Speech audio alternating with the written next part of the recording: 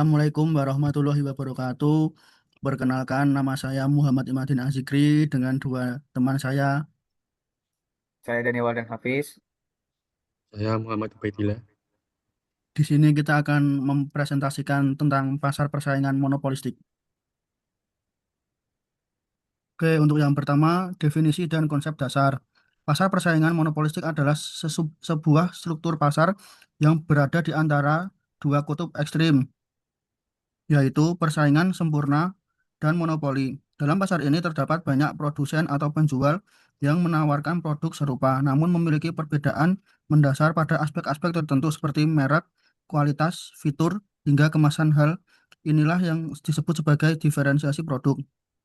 Keberada, Keberadaan banyak penjual menunjukkan adanya persaingan yang ketat, namun setiap produsen memiliki kekuasaan atas monopoli kecil terhadap produk spesifik yang mereka ciptakan karena persepsi konsumen yang menganggap produk tersebut unik dibanding persaingannya.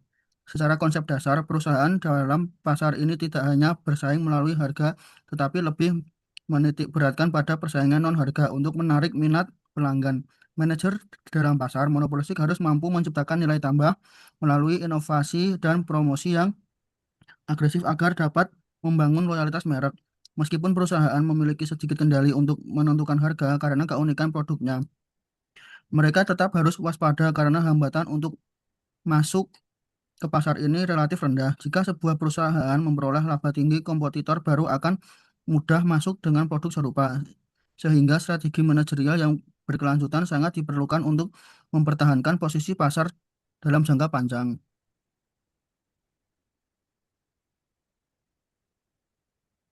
Kemudian karakteristik utama.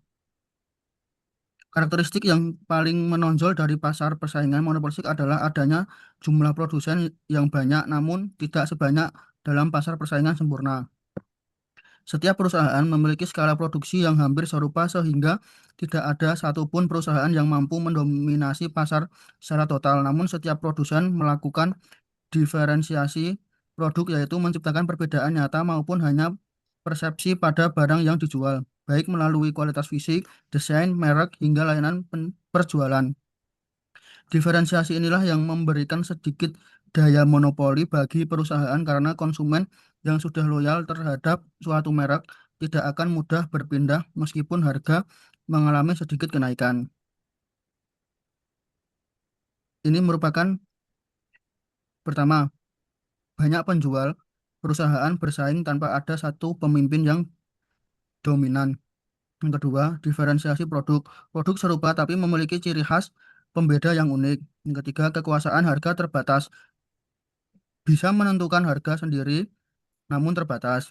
Yang keempat, keluar masuk pasar mudah. Tidak ada hambatan besar bagi pemain baru untuk berkompetisi. Yang kelima, iklan dan promosi. Sangat vital untuk membangun loyalitas dan membedakan diri dari pesaing. Kemudian kondisi keseimbangan jangka pendek. Dalam jangka pendek, perusahaan di pasar monopolistik beroperasi menyerupai monopoli murni.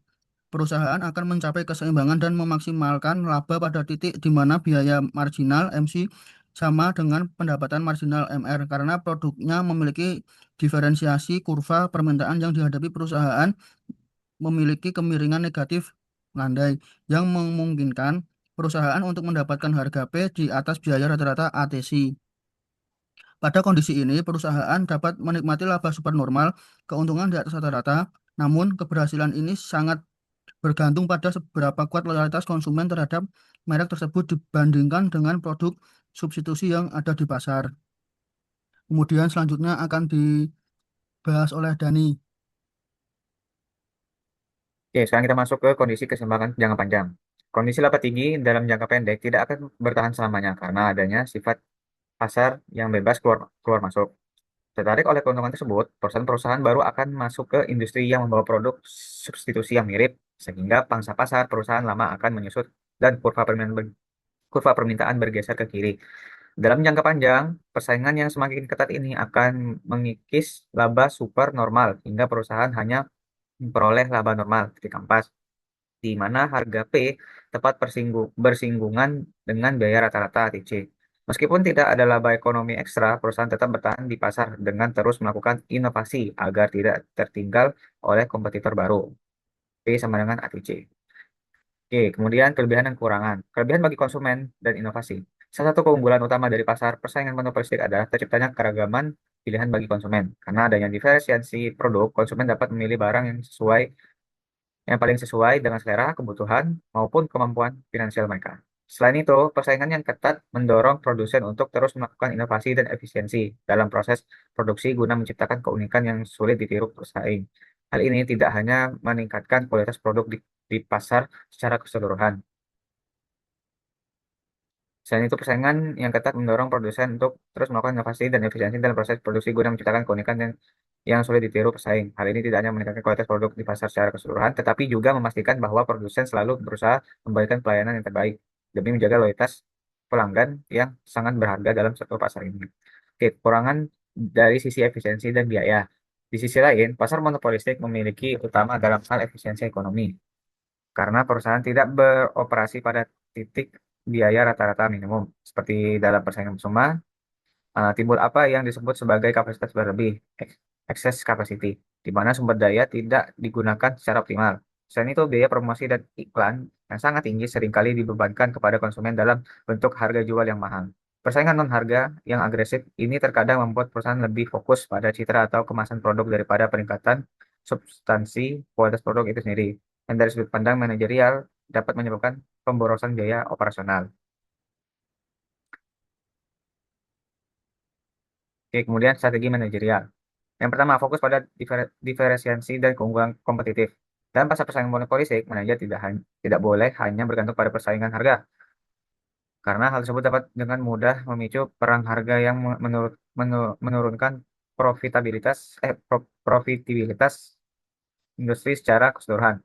Strategi utama yang harus dijalankan adalah menciptakan dan memperkuat diferensiasi produk agar perusahaan memiliki daya monopoli atas loyalitas konsumen. Hal ini dilakukan melalui inovasi berkelanjutan, peningkatan kualitas layanan, serta pembangunan citra merek branding yang kuat.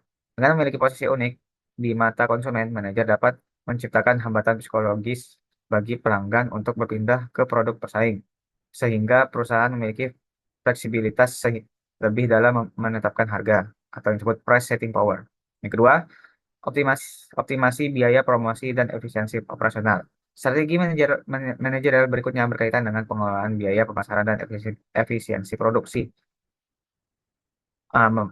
Mengingat biaya iklan dalam pasar ini sangat tinggi atau sangat mahal, manajer dituntut untuk melakukan alokasi anggaran promosi secara efektif agar setiap rupiah yang dikeluarkan mampu meningkatkan pangsa pasar secara signifikan. Di sisi lain, karena perusahaan seringkali beroperasi dengan kapasitas berlebih atau excess capacity, manajer harus cerdik dalam mengelola skala produksi agar tetap berada pada tingkat output yang memaksimalkan laba, MR sama dengan MC. Pemantauan terhadap pergerakan kompetitor baru juga sangat krusial. Manajer harus selalu siap melakukan penyesuaian strategi, rebranding, atau pengembangan produk baru. Sebelum laba supernormal di jangka pendek hilang akibat masuknya pemain-pemain baru di pasar. Oke, selanjutnya yang dipresentasikan oleh Muhammad Ubaidillah. Ya, selanjutnya ada MR atau marginal revenue.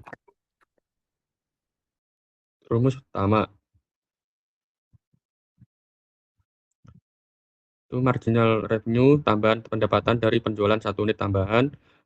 Marginal cost itu tambahan biaya untuk memproduksi satu unit tambahan. Dan rumus pendapatan atau revenue, karena harga P ditentukan oleh kekuatan merek, maka total revenue P sama dengan harga per unit, Q sama dengan jumlah unit yang terjual. Dan average revenue di mana P harga per unit.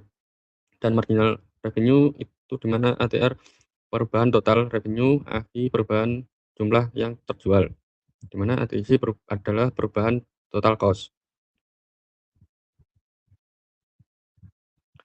Dan di sini ada kurva yang sebelah kiri itu kondisinya di perusahaan menikmati keuntungan ekonomi positif karena diferensial produk. Dan yang sebelah kanan, kompetitor masuk menggeser kurva permintaan ke bawah hingga laba menjadi nol. Dan warna biru itu garis permintaan atau D menunjukkan harga yang mau dibayar konsumen. Dan warna orange biaya rata-rata atau ATC merupakan biaya per unit per produk. Dan warna merah itu biaya marginal menunjukkan biaya pembuatan satu unit tambahan. Dan poin pentingnya pada jangka panjang, garis biru harus menempel atau bukan memotong garis orange sebagai ATC. Dan studi kasusnya fenomena diferensial dalam industri kopi. Dalam industri kedai kopi, pendapatan ratusan merek seperti Starbucks, Kopi Nanga, hingga kedai kopi lokal atau independen yang semuanya menjual produk dasar yang sama yaitu kopi. Namun pasar ini tidak menjadi persaingan sempurna karena setiap kedai melakukan diferensial yang kuat. Starbucks menonjolkan prestis dan kenyamanan tempat atau trade place. Kopi Kenanga fokus pada kecepatan dan harga terjangkau dengan konsep grab and go. Sementara kedai lokal mungkin mengandalkan keunikan biji kopi daerah tertentu atau estetika interior. Perbedaan-perbedaan ini menciptakan loyalitas merek sehingga konsumen tetap tersedia membayar yang berbeda meskipun produk intinya serupa. Dan dinamika laba dan strategi material. Secara material, fenomena menjamurnya kedai kopi menunjukkan rendahnya hambatan masuk dalam pasar monopolistik. Ketika sebuah kedai kopi baru muncul dengan konsep unik dan berhasil meraih laba supernormal di jangka pendek, hal ini segera memicu masuknya pesaing baru dengan konsep serupa. Akibatnya, pangsa pasar terbagi dan laba ekonomi cenderung menurun menuju laba normal dan jangka panjang. Oleh karena itu, manajer kedai kopi tidak bisa hanya mengandalkan rasa produk, tetapi harus berinovasi dalam strategi non-harga, seperti program loyalitas atau member, kampanye media sosial, hingga kolaborasi eksklusif dengan guna mempertahankan posisi pasar dari gempuran kompetitor. Oke, sekian presentasi dari kami. Wassalamualaikum warahmatullahi wabarakatuh.